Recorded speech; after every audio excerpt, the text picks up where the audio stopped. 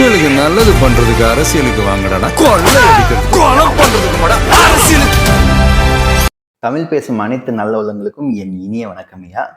ஒரு கதை ஒன்று சொல்கிறேங்க. அதாவது நீங்கள் ஒரு வேலைக்கு போகிறீங்க. அந்த ஓனர்கிட்ட நீங்கள் ஏதாவது ஒரு பொருளை திருடிட்டீங்களோ, இல்லை ஏதோ ஒரு தப்பு பண்ணிட்டீங்க, இல்லை வர கணக்கில் தப்பாக எழுதிட்டீங்க.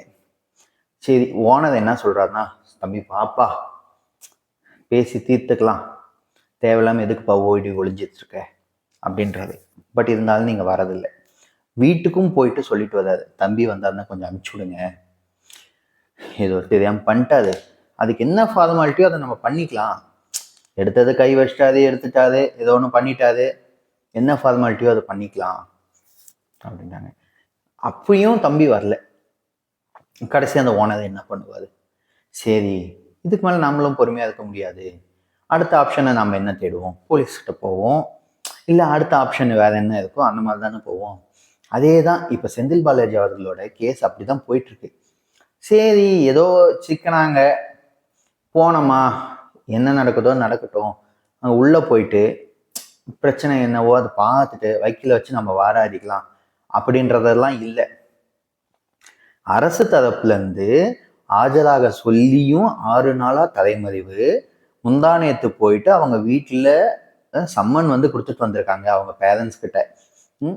இந்த மாதிரி திங்கட்கிழமை 10:30 மணிக்கு நீங்கள் ஆஜராகியே ஆகணும் அப்படின்னு கொடுத்துட்டு வராங்க. அப்பயுமே தலைவர் ஆஜராகலை.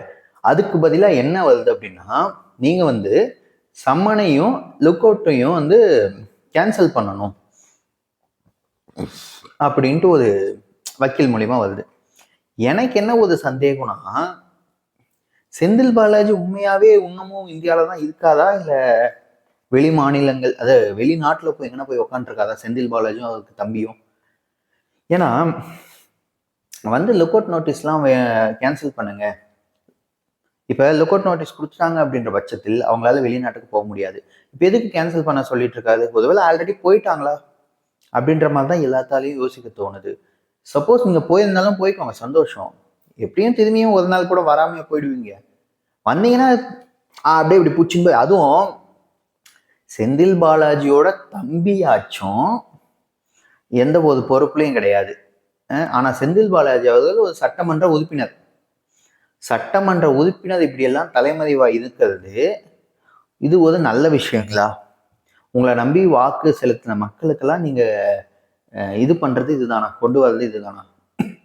எனக்கெல்லாம் பயங்கர சந்தேகமாக இருக்குது. ஒரு சிலர் பெங்களூருன்றாங்க, ஒரு சிலர் ஏபியில் இருக்காங்கன்றாங்க, இல்லைங்கன்னா தெரிஞ்சவர் வீட்டில் பதுங்கிட்டாளா, இல்லை யாருன்னா அவங்களுக்கு ரொம்ப தோதா இருக்கிற போலீஸ் ஊரில் போயிட்டு எங்கன்னா உக்காந்துட்டாதான், ஒன்றும் புரியல. அது ஒரு சில போலீஸ்லாம் எப்படி பிளான் பண்ணுவாங்கன்னா, நியூஸில் இந்த மாதிரி நாங்கள் ஏபியில் தேடிட்டு இருக்கோம் அப்படின்ட்டு சும்மா ஒரு பேருக்கு ஏபியில் தேடிட்டு இருக்கோன்னு ஒரு நியூஸை போட்டுட்டு, இப்போ ஏபியில் தேடிட்டு இருக்கோம்னா பெங்களூர்ல இருக்காது அப்படின்னா என்ன பண்ணுவாங்க, பெங்களூர்லேயே தானே இருப்பாங்க, வேற ஊருக்கு போக மாட்டாங்க இல்லையா? அப்படி ஒரு நியூஸை போட்டு போய் பெங்களூர்ல இருக்கிறவங்களும் பிடிப்பாங்க. பட் இவர் என்ன பண்றாருன்னு ஒன்றும் புரியல. எங்கே தான் இருக்காங்க, நியூஸ் மட்டும் அங்கே தேடுறாங்க இங்கே தேடுறாங்கன்னு வருது. பட் இப்போ வரைக்கும் யாரையும் பிடிச்ச மாதிரி ஒன்றும் தெரியலை. வக்கீலுக்கு மட்டும் ஆஜராகிறாங்க, வக்கீலுக்கு மட்டும் பதில் சொல்றாங்க. 2 பேர்த்து மேலேயும் ஒரு சிவியரான ஒரு ஆக்ஷன் எடுக்கப்படும். ஃபியூச்சரில் எப்போ நீங்கள் வந்தாலுமே கண்டிப்பாக ஒரு சிவியரான ஆக்ஷன் எடுத்து உள்ள தூக்கி வச்சு, சில பல நாட்கள் இல்லை, சில பல வருடங்களாச்சும் உங்களை எல்லாம் உள்ள தூக்கி வச்சாதான். இப்போ வரைக்கும் 8 to 9 பேர் கைது பண்ணியிருக்காங்க இந்த ஆட்சியை கவுக்கிற மேட்டர்ல. இப்போ ரீசெண்டா இன்னைக்கு ஒரு ஆடியோ ஒன்று ரிலீஸ் ஆச்சு. அது டிவிக்கு எம்எல்ஏ கேண்டிடேட்டான சரவணன், எம்எல்ஏ ஆன சரவணன் அவருக்கு ஃபோன் பண்ணி பேசியிருக்காங்க. இந்த மாதிரி நீங்கள் கட்சியிலேருந்து மாறிக்கணும், கட்சி விட்டு வெளியே வந்துடணும், இல்லைனா இந்த மாதிரி சபாநாயகத்தை இது பண்ணணும். உங்களுக்கு கிட்டத்தட்ட அதான் வேதம் பேசியிருக்காங்க, 35 to 50 கோடி வரைக்கும். அவர் ஒரே வார்த்தை சொல்லிட்டாரு, எனக்கு 500 கோடி கொடுத்தாலும் நான் பண்ண மாட்டேன், எனக்கு இது வேண்டாம், இந்த வேலை எனக்கு வேண்டாம், நான் கடைசி வரைக்கும் நான் விசுவாசமாக இருந்துட்டு போதேன் அப்படின்ட்டு ஒரு விஷயத்த அவரும் சொல்லியிருக்காரு. சீரியஸாக விஜய் அவர்களுக்கான விசுவாசிகள் ஜாஸ்தியாக தான் இருக்காங்க. நீங்கள் எவ்வளோ கோடி கொடுத்தாலும் வேணாம், எங்களுக்கு வேண்டாம் அப்படின்ற மாதிரி ஆட்கள் தான் நிறைய இருக்காங்க. ஸோ திரும்பியும் இந்த பேரம் பேசுறதெல்லாம் வச்சுக்காம கொஞ்சம் அதெல்லாம் அப்படியே தள்ளி விட்டு போனீங்கன்னா இன்னும் சந்தோஷமா இருக்கும். அன்பில் மகேஷ் இருக்காது இல்லைங்களா, அவரை தூக்கத்துக்கு ஒரு பிளான் போயிட்டு இருக்கு. அது எம்எல்ஏவும் இல்லை இப்போ, ஆனா எக்ஸ் கல்வித்துறை அமைச்சர் அவர் தான். கொஞ்ச நாளைக்கு முன்னாடி, ஒரு 4-5 நாளைக்கு முன்னாடி பிடி அன்பரசன் அவரை தூக்கினாது இல்லைங்களா, கிட்டத்தட்ட 200 கோடி ரூபாய்க்கு மேல ஊழல் வந்து போயிட்டு இருக்கு அப்படின்ட்டு. அவரு மூலியமா அன்பில் மகேஷ் வரைக்கும் வந்து கை வைக்கிற நிலைமை போயிருக்கு. ஸோ அன்பில் மகேஷ் மூலியமா ஒரு ஒரு பெரிய கம்பெனி கனெக்ட் பண்ணி அந்த கம்பெனி மூலியமா விஜய் அவர்களுக்கு ஒரு தூது அனுப்பியிருக்காங்க. ஃபர்ஸ்ட் தூதுன்னொடனே நான் என்ன பிளான் பண்ணேன்னா, ஒருவேளை கட்சி விட்டு கட்சி தவறாதோ அப்படின்ட்டு நான் பிளான் பண்ணேன். அப்புறமா தான் அந்த தூது எதுக்கு அப்படின்னா, நீங்க யாரை வேணாலும் கைது பண்ணிக்கோங்க, அன்பில் மகேஷ் அவர்களை எதுவும் செய்யாதீங்க, அவங்கள விட்டுருங்க அப்படின்ற மாதிரி தூது. இந்த தூது இன்னும் விஜய் அவர்களுக்கு ரீச் ஆகலைங்கன்னா, 2ஆம் கட்ட அதான் ஃபர்ஸ்ட் கட்ட தலைவர்கள் இருக்காதீங்களா, புஷி ஆனந்த், ராஜ்மோகன் அவர்கள், அந்த மாதிரி அவங்களோட ரேஞ்சில் தான் இப்போது வரைக்கும் இருக்குங்களாம். சப்போஸ் இந்த விஷயம் வந்து விஜய் அவர்கள் வரைக்கும் போச்சு அப்படின்ற பட்சத்தில் சத்தியமா சொல்றேன், அவர் வந்து அக்செப்ட் பண்ணிக்க மாட்டாரு. தப்பு செஞ்சா கண்டிப்பா தண்டனை வேணும், தண்டனை வாங்கி கொடுத்துடணும் அப்படின்ற ஒரு முடிவோட தான் இருக்காது. இந்த இதுல வந்து பாத்தீங்கன்னா, இவர் இந்த மாதிரி தூதெல்லாம் அனுப்பிட்டு இருக்கா. அப்படி யாரை வேணாலும் கைது பண்ணிக்கோங்க, அந்த இதுல அன்பில் மகேஷை மட்டும் விட்டுருங்க அப்படின்ற மாதிரி அந்த தூது வந்து வந்ததா ஒரு நியூஸ். அப்புறம் ஏவா வேலவர்கள் சிங்கப்பூர் சித்தப்பா அப்படின்னு வச்சுக்கலாமா, அவரு போயிட்டு ஜாலியா ஜம்முன்னு சிங்கப்பூர்ல வந்து உக்காந்துட்டாரு. அவருக்குன்னே தனி டாக்டரு, அவருக்குன்னே ஒரு தனி ரூம், ஒரு மாதிரி ஜாலியா அங்கேயே இருப்பாது போல. அவருக்கும் ஒரு லொக் அவுட், ஆக்சுவலி அவர் போறதுக்கு முன்னாடியே லொக் அவுட் நோட்டீஸ் வந்து அனுப்பியிருந்தாங்கன்னா தலைவரால் போயிருக்க முடியாது. பட் இதுக்கு மேல ஒன்றும் பண்ண முடியாது.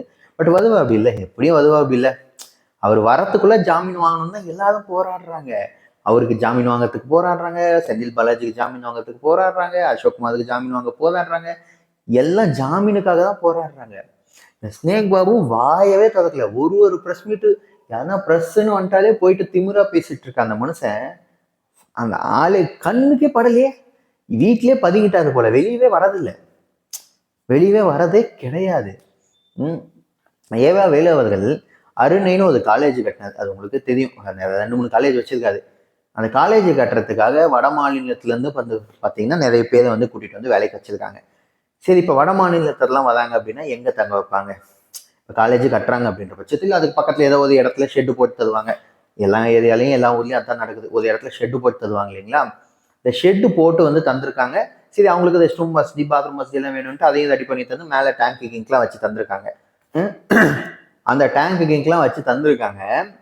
கொஞ்ச நாள் வேலையெல்லாம் முடிஞ்சிருச்சு. முடிஞ்ச அப்புறமும் பார்த்தீங்கன்னா அது வந்து அந்த இடத்த அப்படியே ஆக்கிரமிப்பு பண்ணியிருக்காங்க. ஷெட்டு போட்ட இடம் டேங்க் கிங்க்லாம் வச்சிருந்ததுனால, இல்லை உங்களுக்கு கொடுக்க முடியாது, நீங்க என்ன பண்றீங்களோ பண்ணிக்கோங்க அப்படின்ற மாதிரி வந்து பேச்சுவார்த்தை போயிட்டு இருக்கான் அந்த இடத்தோட ஓனர்கிட்ட. இந்த நியூஸை வந்து வெங்கிரத்னம் சார் வந்து காலையிலேயே வந்து அப்லோட் பண்ணியிருந்தாரு. காலையிலேயே அவர் சொல்லியிருந்தாரு, நேற்று இன்னைக்கு காலையிலேயே வந்து போட்டிருந்தாரு.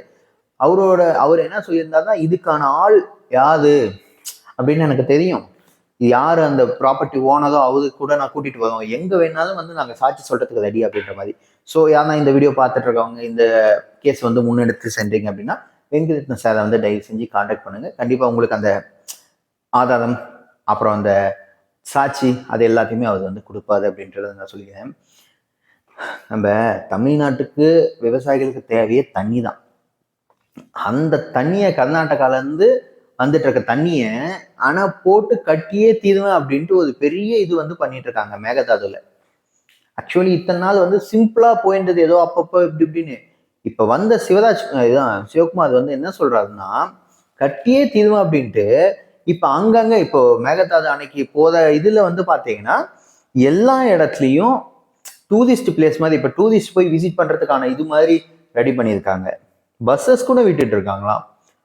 கட்டுமான இதை ஸ்டார்ட் பண்ணிட்டாங்க அப்படின்னா தமிழ்நாடு, கண்டிப்பா சொல்ற, தமிழ்நாடுக்கு தண்ணி வரல அப்படின்னா தமிழ்நாட்டுக்கு ரொம்ப பிரச்சனை.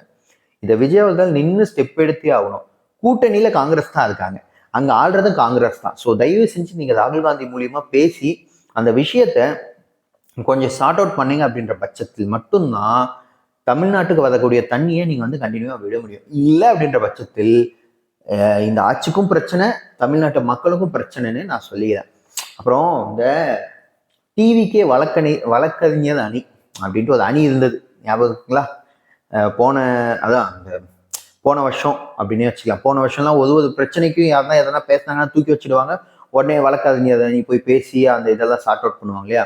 ஆட்சி மாறினப்ப என்ன பண்ணாங்கன்னா, இந்த டிஎம்கே வழக்கறிஞர் அணி எல்லாமே வந்து ராஜினாமா பண்ணிட்டாங்க. கவர்மெண்ட் இதுலேருந்து ராஜினாமா பண்ணிட்டாங்க. இப்போ டிவிகே வழக்கறிஞர் அணி, அதாவது அரசு வழக்கறிஞர் அணியா வந்து மாறணும். அவங்களுக்கெல்லாம் நிறைய பேர் இந்த மாவட்ட செயலாளர்கள்லாம் ரெக்கமெண்டேஷன் லெட்டர் எழுதி தந்துட்டு இருக்காங்க. இப்போ நீ வந்து டிவிகேல கிடையாது. இப்போ நீ இருக்கீங்க, ஆனால் டிவிகே வழக்கறிஞர் கிடையாது. நீ ஒரு பொதுவான ஆளு. நீ வந்து ஏதோ குறிப்பிட்ட அமௌண்ட் எடுத்துட்டு போய் கொடுக்குற 30 லட்சம், 40 லட்சம், 50 லட்சம்னு. ஆனால் உனக்கு வந்து போஸ்டிங் போட்டு கொடுத்துட்றாங்க. ஏன்னா இதெல்லாம் வந்து பார்த்தீங்கன்னா டைரக்ட் அலாட்மெண்ட் தான். எந்த விதமான எக்ஸாம்ஸோ எதுவும் கிடையாது. அதுக்கான ஒரு தகுதி இருந்தால் போதும். ஸோ அந்த மாதிரி தான் இப்போதைக்கு போயிட்டு இருக்கு. டிஎம்கே சைடு வழக்கறிஞர் அணி ரொம்ப ஸ்ட்ராங்காக இருக்காங்க. ஆனால் டிவிகே சைடு பார்த்தீங்கன்னா ரொம்ப மோசமாக இருக்காங்க. அரசு வழக்கறிஞர்ல நல்ல ஸ்ட்ராங்கான ஆட்களை இறக்குங்க. டிவிகேக்காக இந்த 2-3 வருஷமா போராடிட்டு இருந்த வழக்கறிஞருக்கெல்லாம் வாய்ப்பு கொடுங்க. அதை விட்டுட்டு யாரு காசு கொடுக்குறாங்களோ அவங்களுக்கு வாய்ப்பு கொடுத்தீங்க அப்படின்ற பட்சத்தில் இது நிஜமாவே நல்லா கிடையாது, நல்லா இல்லை. ஏன்னா பல கோடி வந்து இதுல போயிட்டு இருக்கு அப்படின்ற மாதிரி சொல்லிட்டு இருக்காங்க. இந்த வேலையெல்லாம் செய்யற மாவட்ட செயலாளர் யாருன்னு கண்காணிச்சு அவங்களெல்லாம் தூக்கிடுங்க. மாவட்ட செயலாளர் போஸ்டிங்ல இருந்தே தூக்கிடுங்க. அவங்க காசை வாங்கிட்டு போறதுக்காக தான் இதெல்லாம் நீங்க பண்ணிட்டு இருக்கீங்களா எப்படி? ஸோ தயவு செஞ்சு இந்த ரெக்கமெண்டேஷன் இதெல்லாம் கேன்சல் பண்ணி விட்டீங்க அப்படின்ற பட்சத்தில் நல்ல நல்ல வழக்கறிஞர் உள்ள போறவங்க உண்மையா வாழாடுவாங்க. சப்போஸ் இப்போ 20 லட்சம் 30 லட்சம் கட்டிட்டு போறாங்க, செந்தில் பாலாஜி அவர்களதோ இல்லை ஏவாவேலு அவர்களதோ கேஸ் வருது. அவங்க தம்பி நான் ஒரு கோடி தரேன், இந்த கேஸ்ல வந்து எனக்கு சாதகமா முடிச்சு கொடுத்துடு, ஆனா நீ அரசு வழக்கறிஞராகவே இது அப்படின்னு சொன்னாங்கன்னா என்ன பண்ணுவாங்க? ஐயோ நாம ஏதோ ஒரு 30 லட்சம் கட்டிட்டு வந்திருக்கோமே, சரி பண்ணி தருவோம், அப்படியே போதாடுற மாதிரி போதாடுவோம், எப்படியும் அவங்களுக்கு சாதகமா முடிச்சு தந்தலாம் அப்படின்னு தானே பார்ப்பாங்க. ஸோ காசை வாங்கிட்டு நீங்க உள்ள விட்டீங்க அப்படின்ற பட்சத்தில் கண்டிப்பா அவங்களும் வேற யாரும் இன்னும் கொஞ்சம் காசை கொடுத்தாங்கன்னா அவங்களுக்கு தான் வேலை செய்ய பார்ப்பாங்க. உண்மை நேர்மை எல்லாம் நாசமா போயிடும், அழிஞ்சு போயிடும். ஸோ இதை வந்து விஜய் அவர்கள் கொஞ்சம் ஸ்டெப் எடுத்து ஏன்னா இந்த விஷயத்த கொஞ்சம் விஜய் அவர்களுக்கு எடுத்துட்டு போய் சொன்னீங்க அப்படின்ற பட்சத்தில் கொஞ்சம் நல்லா இருக்கும். சரிங்களா? ஓகே நண்பா, உங்களுக்கு இந்த வீடியோ பிடிச்சிருந்தது அப்படின்னா மறக்காம லைக் பண்ணி சப்ஸ்கிரைப் பண்ணிக்கோங்க. ஏதாவது கருத்துக்கள் இருந்தால் மறக்காம கமெண்ட்ல மென்ஷன் பண்ணிட்டு வாங்க. அடுத்த வீடியோவில் சந்திப்போம். Thank you so much. Bye by.